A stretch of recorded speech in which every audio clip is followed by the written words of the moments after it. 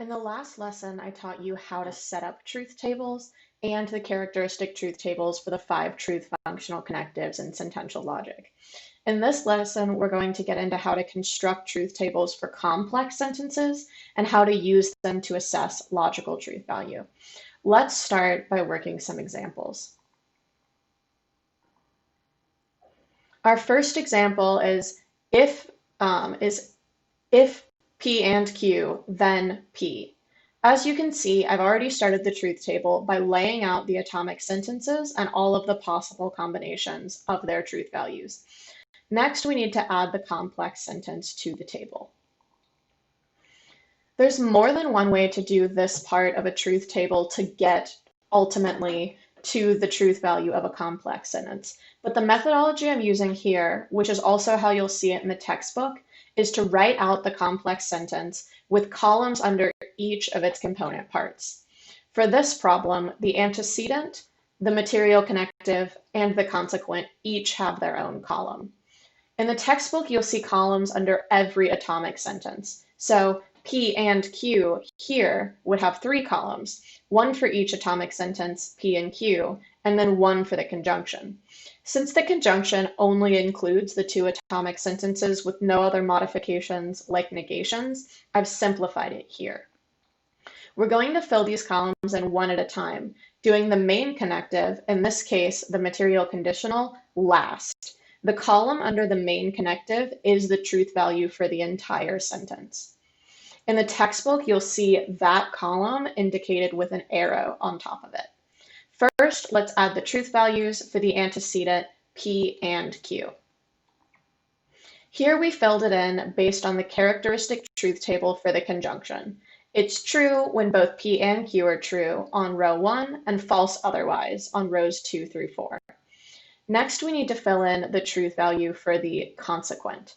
In this case, that's done by just repeating the truth values of P from the first column.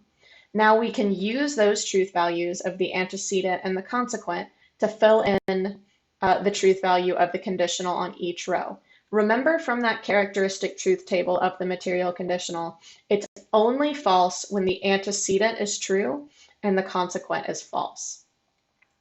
On row 1, both the antecedent P and Q and the consequent P are true, so the conditional is true. On row 2, the antecedent is false and the consequent is true, and in this case, the conditional is also true. On row 3, both the antecedent and the consequent are false, so again, that conditional is true. And row 4 is the same as row 3, so it's true here as well. So we can now assess the logical truth value of this sentence. The sentence has T all the way down the column under the main connective, which says that the entire sentence is true on every possibility. This means the sentence is logically true. It's impossible for this sentence to be false. Let's look at another slightly more complex example. Here I've created columns under every component of the sentence, including the atomic sentences, the negated atomic sentences, and all 3 binary connectives. We can't simplify the disjunction in the antecedent or the conjunction in the consequent into single columns because both of them include negated components. It gets too complicated to try to do the negation and the disjunction at the same time in your head. So we're going to repeat the process that we did in the last problem and work our way up from the most basic elements of the sentence to the main connective, which is the material conditional. Let's start with the antecedent. The antecedent P, or it is not the case that P, is itself a complex sentence with the disjunction as its main connective. So we're going to start by filling in the truth values of the disjuncts. P is really easy to fill in. We simply copy the values assigned to P in the first column of the truth table. So now we need to do the other disjunct, the negation of P. Here we flip all the truth values of P. On row 1 and row 2, where P is true, the negation of P is false. On row 3 and 4, where P is false, that negation of P, that not P statement is true. So now that we have the truth value of both disjuncts, we can fill in that middle column between them with the truth values for the whole disjunction that is our antecedent. A disjunction is only false when both disjuncts are false. Here, P is true on row 1 and 2 of the on rows 1 and 2, and not P. It is not the case that P is true on rows 3 and 4. So P or not P is true on every row. Now let's repeat the process looking at the consequent by filling in the truth value of the two conjuncts for this conjunction. For Q, we repeat the truth values right from the second column. For the negation of Q, we flip the truth values of Q on each row. So we'll have the negation here. Now we can fill in the truth values of the conjunction. Remember, conjunctions are only true when both conjuncts are true. Q and not Q are never true at the same time, so the conjunction Q and not Q is false on every single row. Now that we have the truth values for the antecedent and the consequent, which I've italicized for clarity, we can assess the truth value of the whole sentence as a conditional. Remember, material conditionals are only false when the antecedent is true and the consequent is false. That's exactly what we have on row 1. The antecedent, P or not P, is true, and the consequent, Q and not Q, is false. And looking down the truth table, we have those same exact truth values for the antecedent and the consequent on rows 2 through 4 as well. So the whole complex sentence is false on every row. This shows us that the whole sentence, if P or not P, then Q and not Q, is logically false. Since there's no row on which the sentence is true, we know it's impossible for the sentence to be true. So let's look at one last example. P or Q, and it's not the case that P and Q. This is that exclusive or, which says either P or Q, but not both. As you can see, I've simplified the columns here for the disjunction P or Q and the conjunction P and Q.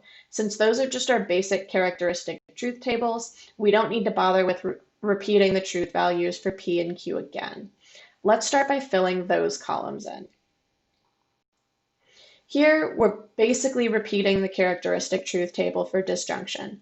A disjunction is only false when both disjuncts are false, as you can see on row 4. In the last column, we fill in the characteristic truth table for the conjunction. It's only true on row 1, where both conjuncts are true, and it's false the rest of the way down. Now we need to fill in the column under the negation by flipping the truth values of that conjunction. So now the negation is only false when both P and Q are true on row 1, and it's true in rows 2 through 4. Now we can fill in the center column under the conjunction that's our main connective with the truth values for the whole complex sentence by looking at the columns for the two conjuncts, the disjunct on the left and the negated conjunction on the right.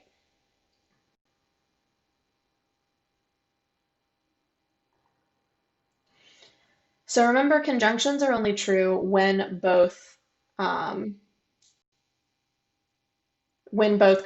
are true. So on row 1, the right conjunct is false, so the whole conjunction is false.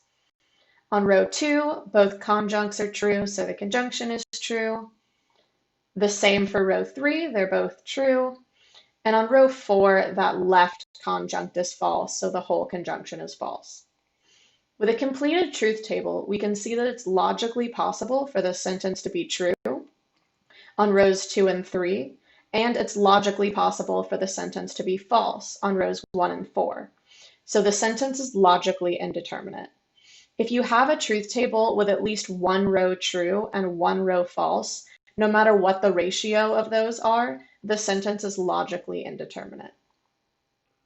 So that's a quick run through of constructing truth tables for complex sentences and using them to assess the logical truth value of those sentences. The logic book works through this step by step as well, and I recommend you read it there for more information or if any of this was confusing for you. This is also covered under lesson 3 of the course manual. Once you feel like you get it, check your understanding by working through some of these practice problems.